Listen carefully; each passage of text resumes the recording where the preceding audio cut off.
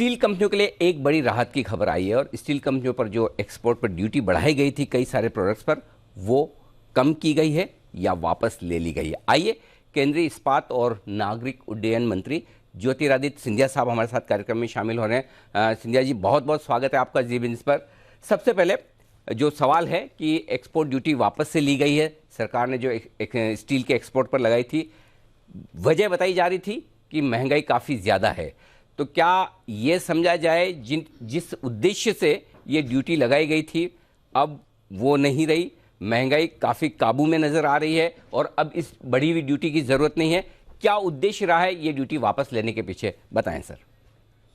हमने अनिल जी मेरे पद प्रभार ग्रहण करने के बाद जुलाई के माह में मैंने पहला कदम लिया कि हमने 2 कमिटी सेटअप की। एक इंटीग्रेटेड स्टील प्लांट्स की कमिटी, एडवाइजरी कमिटी, जहां सब हमारे आईएसपी के बड़े उत्पादक को हमने शामिल किया, और दूसरा सेकेंडरी स्टील इंडस्ट्री के लिए एक एडवाइजरी कमिटी हमने सेटअप की। इन एडवाइजरी कमिटीज में लंबे विचार विमर्श के आधार पर, आदान प्रदान विचारों के आधार पर हम लोग ने ये निर्णय लिया था, क्योंकि जुलाई, अगस्त, सितंबर में जैसे आपको मालूम है वर्षा का ऋतु होता है और उस समय में स्टील का डिमांड सबसे नीचे जाता है। तो हम देखना चाहते थे जब स्टील का डिमांड त्योहार के सीजन में जब उभरेगा, दशहरे से शुरुआत के आधार पर, तो प्राइसिंग पे क्या प्रेशर आएगी, दोनों रॉ मटेरियल के एंड से, आयरन ओर और कोकिंग कोल, और दूसरा स्टील फिनिश प्रोडक्ट के एंड से।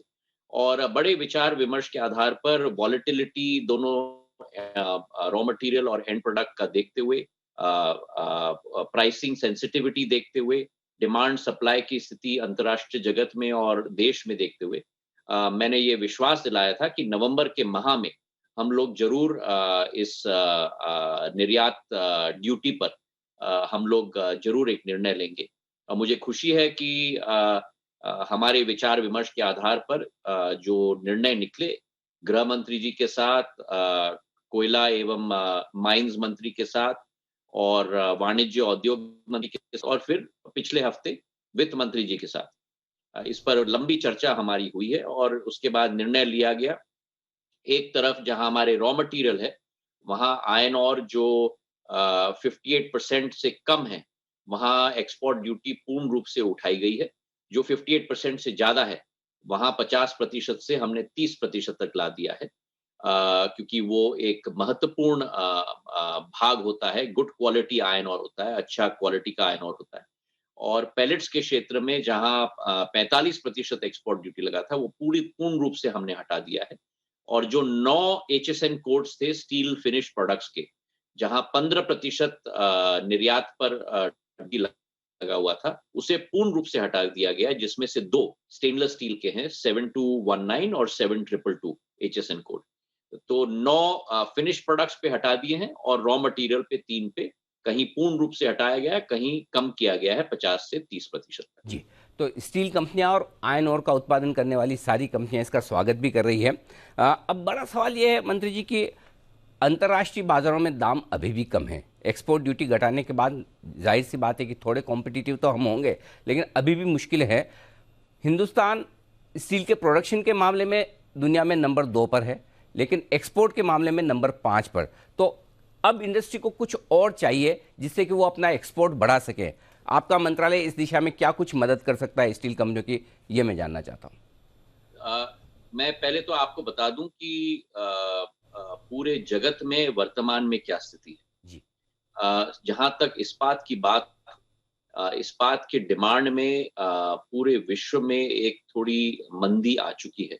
इसके पीछे कई कारण हैं। एक तो यूक्रेन में जो स्थिति उत्पन्न हुई, उसके अतिरिक्त कई देशों में करीब करीब हम लोग रिसेशन के पास पहुंच रहे हैं, यूरोप में कई देशों में और बाकी विश्व में कई देशों में। तो इसका पूर्ण प्रभाव स्टील के डिमांड पे भी आया है।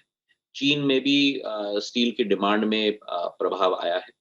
और इसके विपरीत अगर आप भारत को देखोगे, तो भारत एकमात्र जगमगाता हुआ एक सितारा है पूरे विश्व में, जहां स्टील का डिमांड डबल डिजिट ग्रोथ का अनुभव हम लोग कर रहे हैं। करीब 10% डिमांड का ग्रोथ भारत में आ चुका है और इसका मुख्य कारण है प्रधानमंत्री जी का एक महत्वपूर्ण अधोसंरचना में कैपेक्स का पुश, जहां 10 लाख करोड़ रुपए का कैपेक्स का प्लान इस साल बनाया गया है। उससे पूर्ण क्षेत्र में एक स्टील की डिमांड की रुचि बढ़ी है और इसलिए जो पिछले 8 वर्षों में 80 मिलियन टन की हमारी कैपेसिटी थी, वो प्रोडक्शन की, वो आज बढ़कर 120 मिलियन टन पर एनम हो चुकी है। करीब 50% इंक्रीज 8 साल में हुआ है और हम लोगों का टारगेट है कि 2030 पर तक हम लोग इसको 240 million ton production capacity, production level तक हम लोग बनाएं और जो वर्तमान की कैपेसिटी है 150 मिलियन टन, उसको हम दुगना करके 300 मिलियन टन तक हम लोग ले जाएं 2030 तक।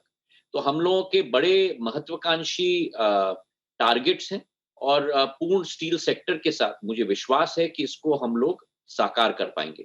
इसी के साथ साथ एक पीएलआई स्कीम भी हमने स्पेशलिटी स्टील के लिए क्रियान्वयन की है, जहां 6,232 करोड़ रुपए की incentive stainless steel, speciality steel sector के लिए हमने लाया है और मुझे खुशी है आपको रिपोर्ट करते हुए कि इस पीएलआई स्कीम के अंतर्गत करीब करीब 80 एप्लीकेशंस आए हैं 35 कंपनियों से, जो 26 million ton per annum additional capacity बनाएंगी आने वाले दिनों में देश में, जिसके आधार पर करीब करीब 46,000 करोड़ रुपए का नया निवेश किया जाएगा और करीब 70,000 नए रोजगार के अवसर उत्पन्न होंगे।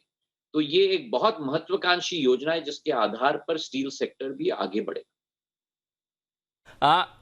वैसे आप काफ़ी डायनामिक अप्रोच रखते हैं। फिलहाल तो इंडस्ट्री सेल्फ सफिशिएंट है, आराम से काम कर रही है। अब आपने ड्यूटी भी कम कर दी, लेकिन जिस तरह से अंतर्राष्ट्रीय बाजारों में दाम कम है और एक डंपिंग होने का जो खतरा है, जिस पर 2017 में आपने एक्शन भी लिया, एंटी डंपिंग ड्यूटी लगाकर इंडस्ट्री को बचाया भी, क्या ज़रूरत पड़ने पर फिर से वो कदम हो सकता है एक्सपोर्ट ड्यूटी हटाकर डंपिंग ड्यूटी लगाना? और दूसरा, कोकिंग कोल की प्राइसेस जो है अंतर्राष्ट्रीय बाजारों में काफ़ी ज़्यादा है और हमें इंपोर्ट करना पड़ता है, उससे भी इंडस्ट्री थोड़ी परेशान है। वहाँ पर किसी कोई राहत की उम्मीद सर?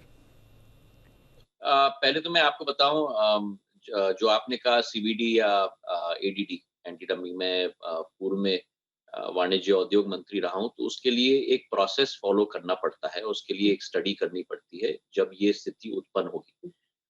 वर्तमान में ये स्थिति उत्पन्न नहीं हो रही है और हमारे देश में एक बहुत रोबस्ट डिमांड है जिसका हमें पूर्ण विश्वास है। जहां तक आपका दूसरा प्रश्न क्या था आपका, अनिल जी? मैं ये जानना चाहता हूँ कि कोकिंग कोल के प्राइसेस भी काफ़ी ऊपर है और हमें इंपोर्ट करना पड़ता है, तो इंडस्ट्री थोड़ी परेशान है उससे। एक्चुअली कोकिंग कोल की जो विषय है, आपने बड़ा उम्दा और सही मुद्दा उठाया है। जी। हमारा करीब 60 मिलियन टन का डिमांड है कोकिंग कोल का और इसका करीब 90% हम लोग इंपोर्ट करते हैं वर्तमान की परिस्थिति में। और वो इसलिए है नहीं क्योंकि भारत में कोकिंग कोल नहीं है, लेकिन जो कोकिंग कोल भारत में उपलब्ध है उसका ऐश कंटेंट बहुत हाई है, जिसका इस्तेमाल हम लोग नहीं कर सकते।